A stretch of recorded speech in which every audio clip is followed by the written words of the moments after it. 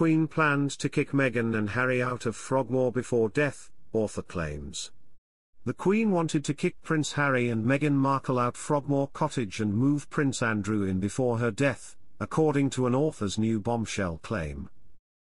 In a new book by royal author Robert Hardman, it was claimed the late Queen had plans to move the Duke of York out of Royal Lodge, a sprawling 30-room mansion in Windsor Great Park. The plan would have seen Prince Harry and Meghan Markle booted out of Frogmore Cottage to make room for Andrew, 64, who was also described in the book as a bully.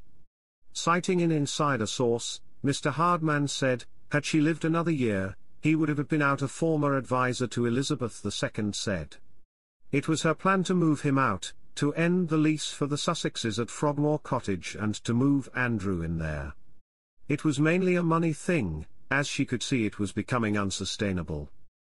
Hello viewers, please remember to subscribe and click on the notifications bell icon, so you will be notified whenever we upload new cookies about the British royal family. The writer also claimed in the book, published in the Daily Mail, the Queen's staff were more than happy to make it happen. When Andrew's rooms were taken over in Buckingham Palace, a member of staff said, no one felt guilty about taking over his office because he and his people had become bullies by the end. It comes after reports that the King financially cut off Andrew after months of urging by advisors, causing their relationship to dip to a new low. The royal pair were said to have been at loggerheads for months as the monarch wanted his younger brother to leave Royal Lodge. The King is ultimately responsible for all of the royal household's finances, and it was previously reported he could soon struggle to meet the extortionate annual upkeep costs of his brother's Grade II listed property. Meghan Markle and Prince Harry are incredibly difficult to work for.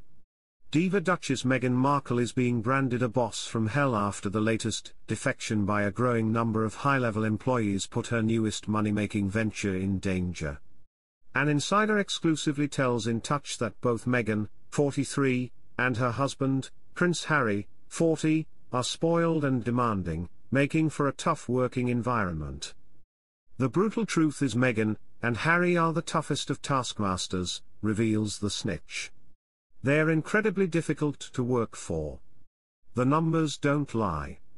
To have almost 20 staffers quitting tells its own story.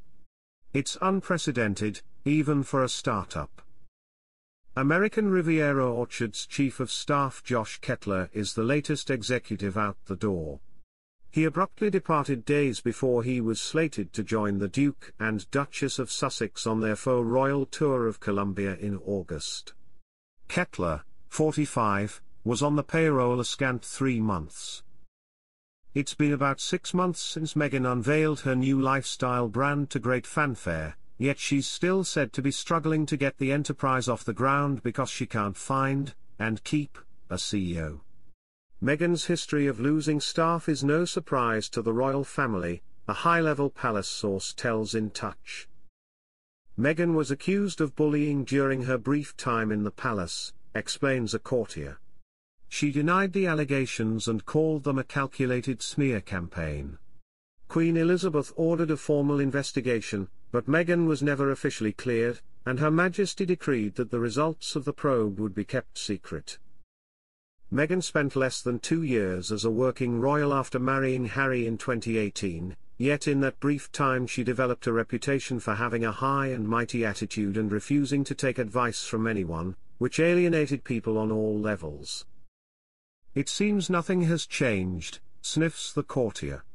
Meghan has a long history of conflict with friends and family. She abandoned her father, Thomas Markle, 80, after he had a heart attack, infamously accused the royals of racism and cruelty, and is said to ghost friends when they're no longer any use in helping her achieve her ambitions. Not being able to keep staffers raises a worrying question, notes the courtier. Are Meghan and Harry terrible at choosing employees, or is it a terrible work environment? Meanwhile, palace staffers who quit or were fired proudly called themselves the Sussex Survivors Club. Senior royal courtier Samantha Cohen, a 20-year favourite of Queen Elizabeth, says she couldn't wait to get away from Meghan but stayed more than a year longer than she intended because they couldn't find a replacement for her. Another former Sussex staffer says, "What may be most telling is the entire time I worked there, I don't think I heard a single current or former employee say they would take the job again if given the chance." Now, lacking a CEO, Meghan is facing an apparent crisis with her lifestyle brand. She launched the project in March by sending jars of homemade strawberry jam and dog biscuits to special friends, and teasing a rosé wine, but since then nothing. "Everything has apparently come to a grinding halt," gloats the courtier. She's already filmed a cooking and gardening show for Netflix, but there's still no air date.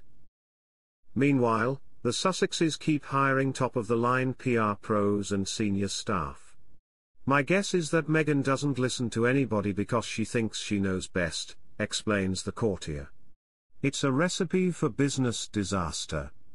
Meghan and Harry need loyal aides to guide them, but the people they hire will only stay if the Sussexes are willing to listen. And listening to others doesn't appear to be Meghan's strong point."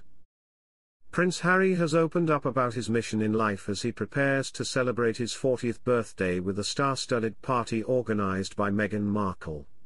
The Duke of Sussex is set to inherit £8 million from the Queen Mother, with a trust fund established when he was 10. After his birthday, Prince Harry will visit New York for the UN General Assembly and advance his philanthropic work. Harry is turning 40 this weekend and preparing to celebrate with a star-studded party organised by his wife, Meghan. According to a report, the Duke is also planning a short getaway to the mountains with close friends. In the lead-up to his milestone birthday, Harry's spokesperson shared how his outlook on life has changed in a statement to BBC News. "I was anxious about 30, I'm excited about 40, Harry said. "Whatever the age, my mission is to continue showing up and doing good in the world." The statement added, "Becoming a father of 2 incredibly kind and funny kids has given me a fresh perspective on life, as well as sharpening my focus in all my work. Being a dad is one of life's greatest joys and has only made me more driven and more committed to making this world a better place." On his 40th birthday on September 15, Harry will reportedly inherit a sizable £8 million, $10.5 million, from his late great-grandmother, Queen Elizabeth. It is believed that she began setting up this trust fund for him when he was just 10 years old. At the time of her planning, the Queen Mother, then 94, allocated a tax-free £19 million, $25 million, for her great-grandchildren. The inheritance was designed to be distributed in 2 parts, the first when William and Harry turned 21 and the second on their 40th birthdays. Thanks for watching. Please don't forget to like this video and drop comments, and most importantly don't forget to subscribe and hit the notification bell so you don't miss anything.